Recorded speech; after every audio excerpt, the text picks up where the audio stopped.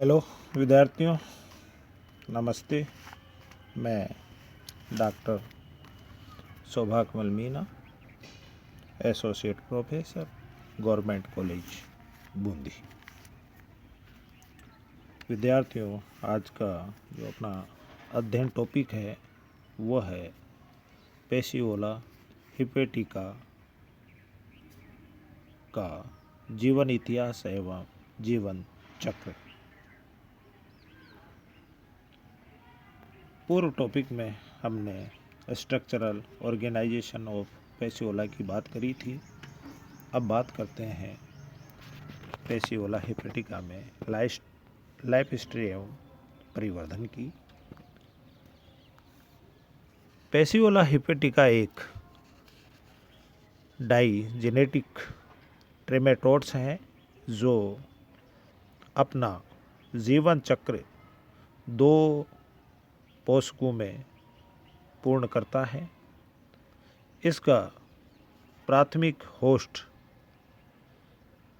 सीप यानी भेड़ तथा इंटरमीडिएट होस्ट लिम्निया जाति का एक घोंघा या स्नेल है। जीवन चक्र में अनेकों लार्वल अवस्थाएं होने के कारण इनका जीवन चक्र अत्यधिक जटिल होता है। लार्वा में असेक्सुअल मेथड्स द्वारा परिवर्धन पाया जाता है, अर्थात हर लार्वा एक सुरक्षित जनन अवस्था को बेयर करता है। अब बात करते हैं सीप में पैसिओला का जीवन चक्र। स्टेप बाय स्टेप लेते हैं। नंबर 1, कोपुलेशन या मैथुन, यानी कि पैसिओला में मैथुन प्रक्रिया किस तरह से संपादित होते हैं। वैसे पैसिओला द्विलिंगी जंतु है, फिर भी इनमें क्रॉस फर्टिलाइजेशन या पर निषेचन पाया जाता है। होस्ट के शरीर के भीतर ही 2 जंतुओं के बीच मैथुन क्रिया पाई जाती है। एक जंतु का सीरस दूसरे जंतु के लारर कैनाल के छिद्र में घुस जाता है तथा प्रोस्टेट ग्लैंड्स के द्रव के साथ शुक्राणु भी लारर नली में जमा कर दिए जाते हैं। यहाँ ये अंडवाहिनियों में चले जाते हैं। अब बात करते हैं फर्टिलाइजेशन की।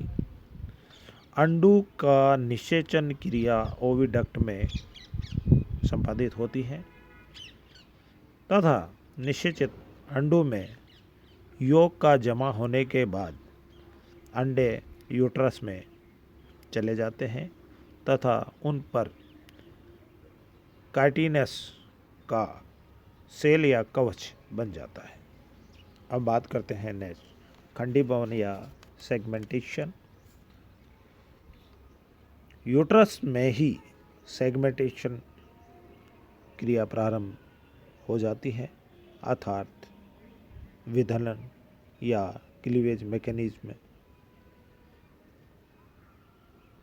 प्रारंभ होती है। पहला विभाजन पूर्ण परंतु अनइक्वल होता है, जिससे एक छोटी दानेदार प्रोपेगेटरी सेल्स तथा बड़ी देहिक यानी सोमेटिक और एक्टोडर्मल बनती है। सोमेटिक सेल्स में बार बार विभाजन होकर एक्टोडर्म बनाती हैं तथा प्रोपेगेटरी सेल्स के विभाजन के फलस्वरूप प्रोपेगेटिव एवं सोमेटिक सेल्स बनती है। प्रोपेगेटिव सेल्स के विभाजन के फलस्वरूप जनन कोशिकाओं का निर्माण होता है, जबकि सोमेटिक सेल्स के विभाजन से शारीरिक अंगों का निर्माण होता है। लगभग 12 दिनों में अंडे के ओपरकुलम को तोड़कर एक सीलेटेड लार्वा निकलता है जिसे माइरेसीडियम लार्वा कहते हैं। अब बात करते हैं माइरेसीडियम लार्वा की। माइरेसीडियम स्वतंत्र स्विमिंग यानी तैरने वाला लार्वा है जिसका शरीर लंबा तथा शंक्वाकार होता है। शरीर का अगला भाग चौड़ा होकर शीर्ष पाली बनाता है अर्थात एपिकल लोब्स या पेपिला का निर्माण करता है, जिस पर मल्टी न्यूक्लिएटेड बहुकेंद्रीकी थैले के समान एपिकल ग्लैंड्स तथा बहुत सी एक कोशिक पेनेट्रेट्स ग्लैंड्स के छिद्र होते हैं। एपिकल पेपिला को छोड़कर इनके समस्त शरीर पर सीलिया पाए जाते हैं। लार्वा की एक्टोडर्म 21 षटकोणीय सेल्स की 5 पंक्तियों में लगे रहने से बनती है।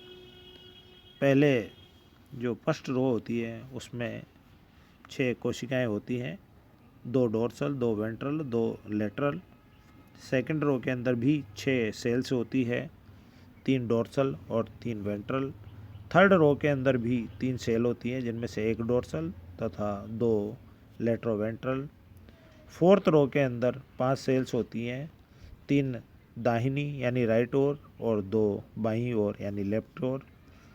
पांचवी रो के अंदर 2 सेल होती हैं, एक दाहिनी ओर एक बाहिनी ओर। एक्टोडर्म के नीचे सब एपिथीलियम का स्तर होता है जिसके नीचे पतले सर्कुलर पेशी स्तर तथा उसके बाद लॉन्गिट्यूडिनल अर्थात लंबवत पेशी स्तर होता है।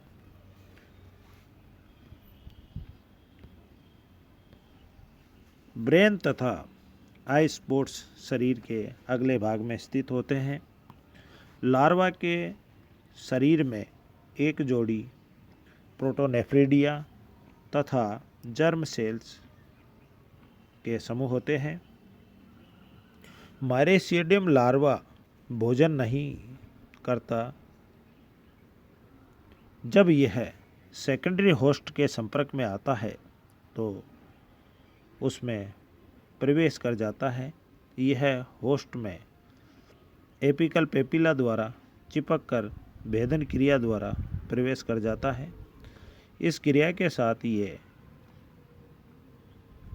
मांस में विलीन होकर स्त्रावण की क्रिया करता है जिससे होस्ट के ऊतकों में छिद्र बन जाते हैं। यहाँ लार्वा अपने सीलिया को उतार देता है अर्थात हटा देता है और घोंघे की पाचन ग्रंथियों में पहुंच जाता है और लगभग 15 दिन बाद माइरेसीडियम लार्वा स्पोरोसिस्ट लार्वा में परिवर्तित हो जाता है। माइरेसीडियम लार्वा केवल 4 से 30 घंटे तक ही जीवित रहता है। यदि इस समय सेकेंडरी होस्ट संपर्क में नहीं आता तो ये नष्ट हो जाता है। अब बात करते हैं स्पोरोसिस्ट लार्वा की। स्पोरोसिस्ट लार्वा का आकार थैले के समान लंबा 0.7 mm तक हो सकता है।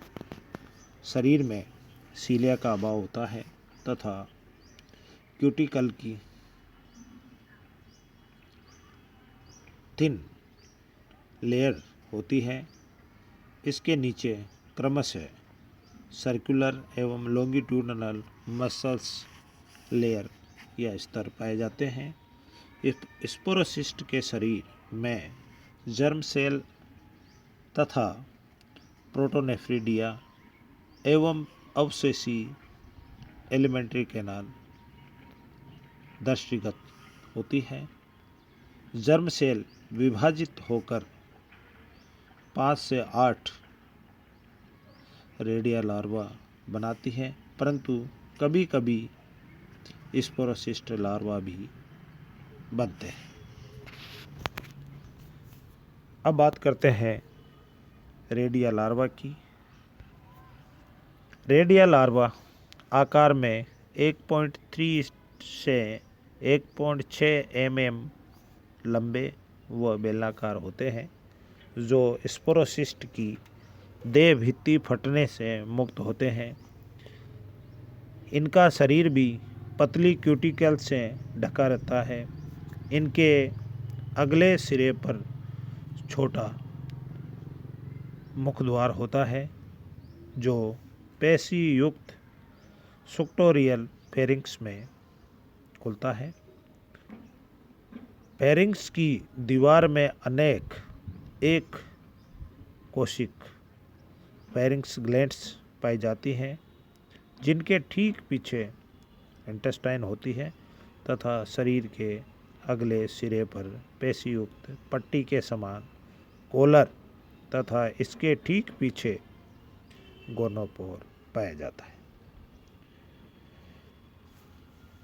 रेडिया लार्वा के शरीर के पिछले सिरे पर एक जोड़ी पासर प्रवर्ध यानी लेपर्ड्स निकले रहते हैं। शरीर के भीतर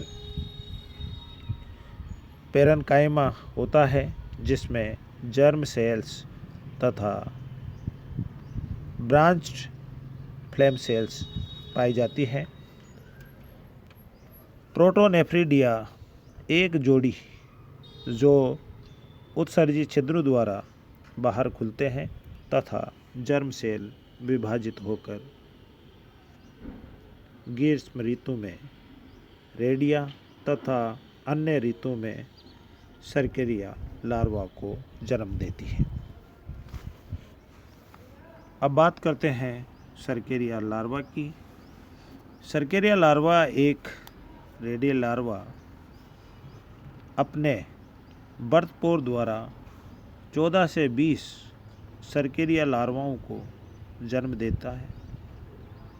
ये आकार में चपटे तथा हार्ट शेप यानी हृदयाकार तथा 0.25 से 0.35 mm लंबे होते हैं। इनके पिछले सिरे पर एक लंबी लचीली पूंछ निकलती है। इनके शरीर पर भी पतला क्यूटिकल्स का आवरण पाया जाता है, जिससे पीछे की ओर मुड़े अनेक स्पाइन्स पाए जाते हैं। शरीर के अगले भाग में माउथ मस्कुलर फेरिंक्स में खुलता है, जिसके बाद ईसोफेगस तथा ब्रांच्ड इंटेस्टाइन होती है। माउथ को घेरे एक ओरल सकर्स तथा आंत्र की दोनों भुजाओं के बीच एसिटाबुलम स्थित होता है। शरीर की आंतरिक गुहा में अनेक जर्म सेल्स, फ्लेम सेल्स एवं एक्सक्रीटरी वेसल्स पाई जाती हैं। सभी एक्सक्रीटरी वेसल्स यूरिनरी ब्लैडर्स में खुलती हैं।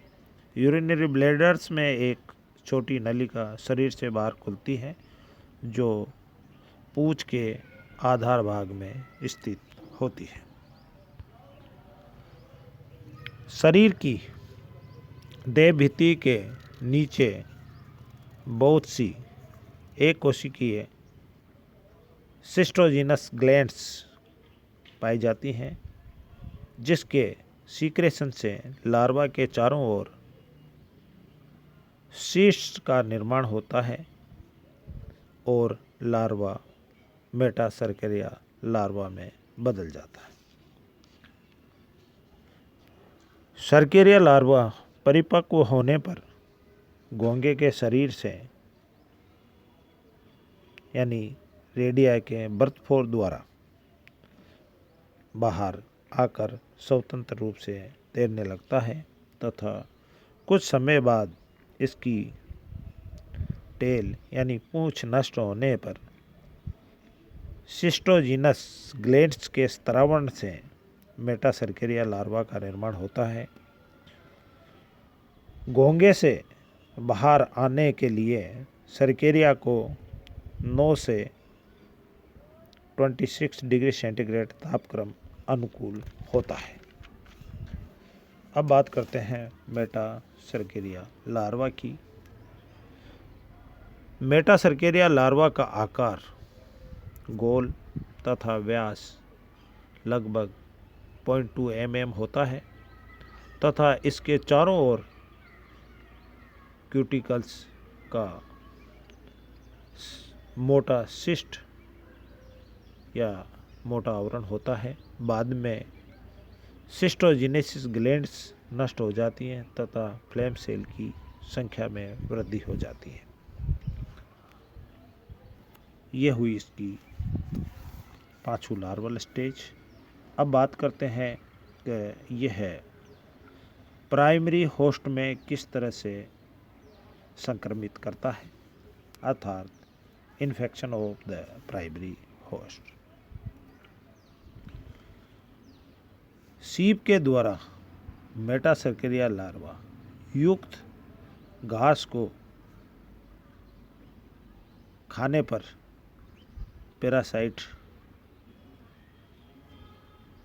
यानी मेटासर्केरिया लार्वा भोजन के साथ होस्ट की इंटेस्टाइन में पहुंच जाता है, जहां पर पाचन रसों से यानी डाइजेस्टिव जूस की मदद से इनका जो सिस्ट है वो घुल जाता है तथा मेटासर्केरिया लार्वा स्वतंत्र हो जाता है। तो यह लार्वा हेपेटिक पोर्टल सिस्टम द्वारा लीवर में पहुंचकर बाइल वेसल्स में जीवन व्यतीत करता है।